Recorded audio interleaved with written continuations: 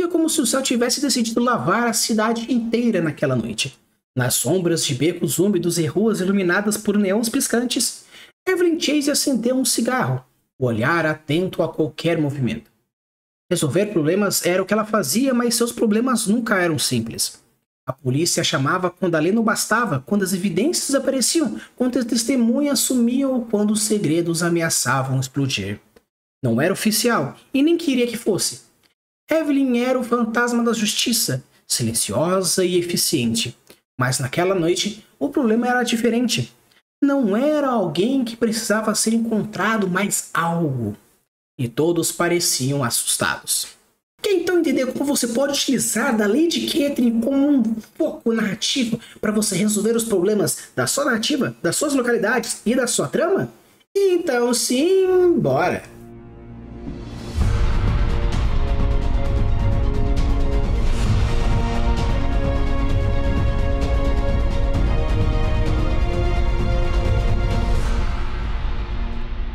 Alô, tudo bem? Aqui é o Falcão, estamos em mais um episódio trazendo aqui para vocês algumas das leis que geram a sociedade e hoje irei falar um pouco mais sobre a lei de Catherine, que tem como objetivo resolução de problemas. De uma forma geral, quando a gente fala sobre resolução de problemas, diz que para resolver um problema é importante conhecer bem o problema antes de começar a pensar na solução. De uma forma geral, quando a gente diz essa teoria, essa lei por detrás, a gente basicamente tem como principal elemento qual? Quando você consegue pôr no papel o seu real problema, você já tem 50% do problema resolvido. Por que disso? Quando a gente tem um problema na nossa cabeça, a gente está muito focado no problema em si, não na resolução. Quando a gente coloca o problema no papel, a gente está tentando verbalizar o problema, está tentando colocar em palavras esse problema. E quando a gente faz isso, de acordo com a neurociência, você cria conexões neurais que muitas vezes você não estava pensando. Quando você foca no problema e você está muito focado nele, com a cara enfiada no problema, você precisa dar alguns passos para trás para ver a sua totalidade. E ver a totalidade significa o quê? Verbalizá-lo para que o seu cérebro entenda em todos os parâmetros ideais para colocar isso. E resolver problemas tem diversas ferramentas, como os 5 porquês, nós temos a análise da causa raiz, que eu futuramente irei fazer um vídeo focado em como utilizar essa ferramenta para resolução de problemas narrativos. Mas de uma forma geral, quando a gente fala sobre resolver problemas, está basicamente em entendê-los e depois de entendê-los, colocar no papel e assim resolver de uma forma geral. Então o principal ponto, o primário que é interessante é você colocar ele no papel, ou seja, verbalizá-lo da melhor maneira possível e assim você criar as conexões. Por isso estou trazendo um formato tanto diferente, que não é só apenas explicar a lei, mas sim trazer um pouco mais prático, porque de todas elas é algo a mais prática de todas. Então, no caso, colocar o problema como forma de descrição é mais interessante. E coloque todos os elementos que você sente que te preocupa. Se por acaso é quem te preocupa, se é o onde que te preocupa, se é o quando que te preocupa, se é o porquê que te preocupa. No caso, seria as conexões. Ou no caso, seria o gênero narrativo.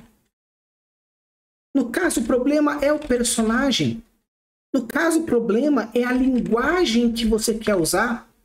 O problema é o público-alvo.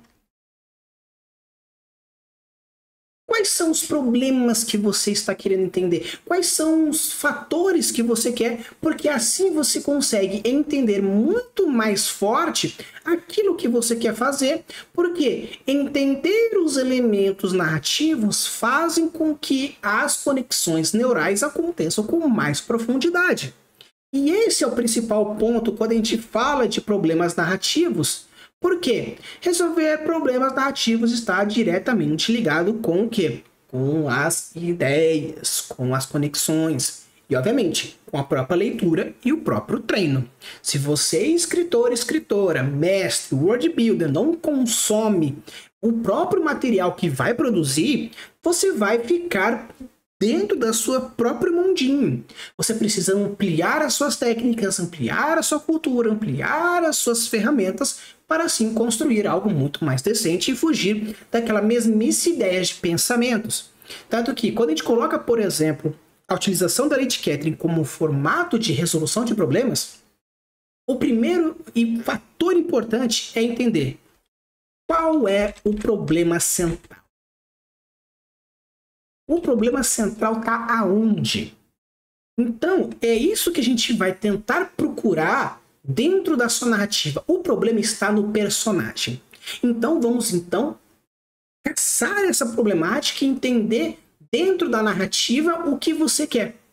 Ou seja, procurar coisas como motivação, procurar coisas como filtros, a gente até já falou um pouco sobre isso, que é o PDV. No caso, a gente vai procurar coisas mais relacionadas ao background dela. Nós vamos falar um pouco mais sobre as iniciativas, as vontades, as percepções, a personalidade. Ou no caso, está faltando um pouco mais a questão de semiótica do personagem, em como ele vai se vestir, se portar, se colocar, como você quer que a humanidade o veja dessa forma. Então, você precisa entender que quando falamos de causa raiz da problemática, você precisa focar principalmente no problema central e descrevê-lo. Eu não consigo criar um personagem profundo e demonstre as qualidades da minha cultura, fazendo contraste com as questões sociais que quero abordar na narrativa.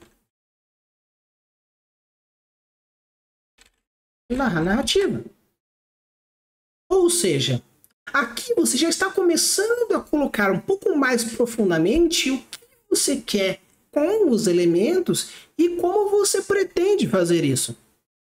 Agora, você já consegue entender que essa é a causa raiz? Não, isso aqui é apenas o início da verbalização do seu problema. Por quê? No caso, o seu problema está no personagem ou nas conexões? Porque eu não consigo criar um personagem profundo que demonstre as qualidades da minha cultura, fazendo um contraste com as questões sociais que quero dar narrativa.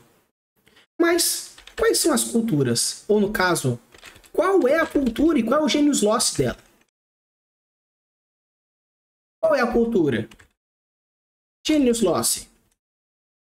Então aqui você vai vendo que os 5 porquês que ajudam as suas perguntas, você precisa entender que o problema central é, enquanto você conseguir responder a sua pergunta com uma nova resposta, você não encontra a sua causa raiz. Então a grande dica que eu vou até trazer para vocês, deixando aqui é, até vou colocar em caps lock. Quando a pergunta gerar a mesma resposta, você encontrou a causa raiz. Por quê? Eu quero o meu problema do meu personagem é porque minha cultura é fraca. Então, respondeu. E por que sua cultura é fraca? Minha cultura é fraca porque falta tal coisa. E por que falta tal coisa? Porque falta isso. E por que falta aquilo? Até chega um ponto que você chega aqui. A minha cultura falta base. Por que falta base? Porque precisava estudar mais. E por que você não estuda mais? Porque eu não tenho base. E por que você não tem base? É porque falta estudo. Então, quando você percebe que as suas respostas começam a se repetir dentre elas mesmas, você encontrou aqui. Então, quer dizer que o problema não é que você não está conseguindo criar um personagem profundo. É porque você não tem nem profundidade na sua cultura para gerar os conflitos. Se você não tem a base da cultura para gerar conflito, que tipo de personagem vai ser rebelde o suficiente para um tipo de cultura tão plana? Então o seu problema não está no personagem. O seu problema está na base cultural que você quer fazer.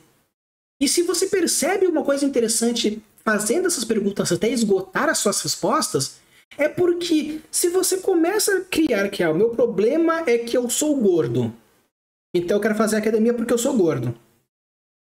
Mas Porque você é gordo, porque você não faz academia? Então, beleza, você já entendeu que o seu problema é o consumo calórico juntamente com a questão de exercício. Mas se você descobre que você é gordo, porque você não faz academia, mas porque você não faz academia. Ah, porque eu sou gordo, mas você percebe que na verdade você é gordo não porque você não faz academia, porque a academia tenta resolver o problema da gordura. E você come, então por que você come pra caramba? Ah, por causa da minha ansiedade. Então o problema não é a academia, é a ansiedade. Então você faz academia não porque você é gordo, você faz academia porque você quer vencer a ansiedade. Então você estava focando o seu problema em cima de academia, academia, academia, academia, e eu vou melhorar o meu exercício, eu vou atrás dos vídeos do Cariani, aí eu vou fazer a dieta do Bitelo, aí não sei. Mas na verdade, era só fazer terapia. Você ia fazer terapia, ia vencer os seus problemas que te geram ansiedade, que faz você comer menos e não você precisa morrer na academia. O mesmo exercício que você fazia antes já é o suficiente, porque o problema não está no exercício, mas em si, na sua mentalidade devido à ansiedade que estava. E a partir da terapia você vai descobrir quais são os motivos da ansiedade, que pode ser familiar, escolar, amoroso ou qualquer outra coisa que seja. Então aqui quando a gente fala sobre tentar descobrir o seu problema central, é você esgotar o máximo possível das suas perguntas até que comece a repetir as respostas, gerar a mesma resposta para você encontrar isso. E isso é o mais interessante para gerar qualquer coisa. Da mesma forma que se você for pensar num problema mais narrativo, quando a gente fala sobre as questões de resolução das problemáticas narrativas, a gente tem que pensar em as soluções narrativas precisam ser coerentes. Então vamos lá, eu tenho um problema narrativo. Como eu vou resolver um problema narrativo? Tópicos importantes, obviamente começando pela coerência. Mas como você vai conseguir resolver um problema de coerência se você não sabe nem qual que é a lógica estabelecida? Então, no caso aqui, você tem que pensar muito mais na sua lógica. A sua lógica vai ser uma lógica real? Vai ser uma lógica estabelecida? Dentro da sua lógica estabelecida, qual que é o princípio dela? Quais são os parâmetros que você vai usar? Qual vai ser as bases que você quer fazer? Então, resolver um problema coerente, o primeiro passo é entender a lógica do seu universo, a lógica da sua narrativa, para fazer sentido dentro daquilo que você quer fazer. E não apenas a coerência dentro de um quesito narrativo, mas precisa ter uma coerência de personagem, ou uma coerência narrativa. O que é uma coerência narrativa? A coerência narrativa não é que tem que fazer sentido para o universo, como uma coerência wordbística. Seria uma coerência em cima da construção dos personagens que você fez. Os personagens que você fez fariam isso devido à personalidade, o background, as situações, aquilo que você pensou? Então, olha que interessante. Novamente aqui, o seu problema narrativo não está necessariamente na problemática, mas sim em como os seus personagens vão resolver esse problema. E isso que é o mais legal quando a gente fala sobre resolver problemas junto com entender o foco do problema. Você pode pensar, nossa, minha trama tá fraca. Não é que a sua trama tá fraca. O problema até é interessante. O conflito é interessante. O problema está onde? Na coerência da lógica, onde não faz sentido tal coisa acontecer? Não, até faz, porque se considerar todo o meu sistema mágico, ou até mesmo a filosofia cultural que eu desenvolvi, faz todo sentido. Personagem, mas faz sentido os seus personagens serem dessa forma, não apenas porque você quer, mas sim devido às toda a questão filosófica social que aquela sociedade gerou em cima daquele personagem.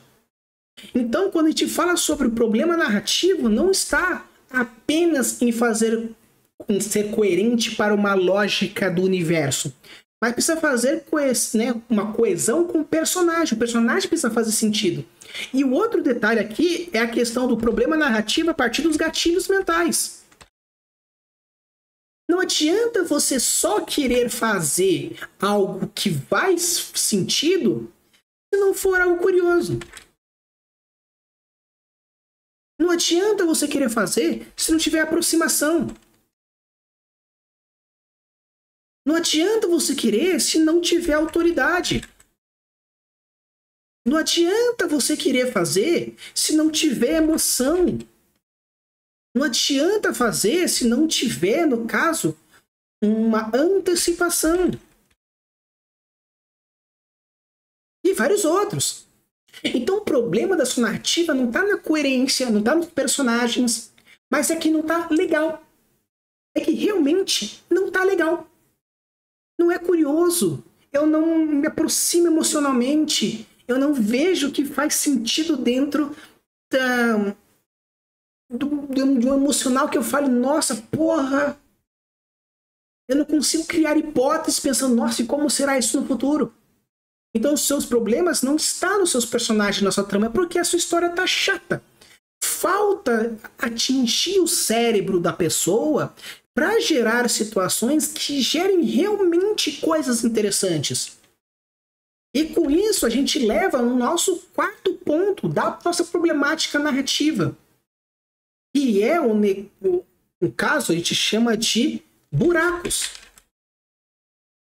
Pode fazer sentido.